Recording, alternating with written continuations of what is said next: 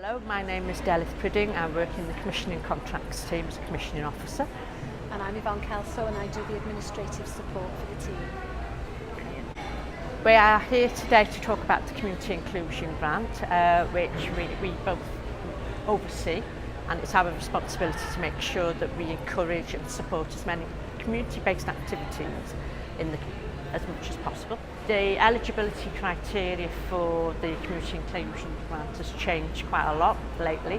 It was predominantly for older people, but we've extended now the groups of individuals that can benefit, and those people with learning disabilities, people with disabilities, people with mental health, but we've also got an additional pot of money to specifically help people living with dementia.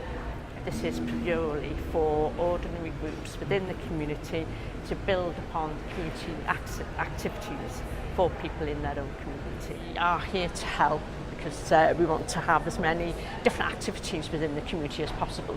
So far, we have art group, we have a chicken coop, we have line dancing, we have chair yoga, we have photography group. The grant also supports the start-up of luncheon clubs as well.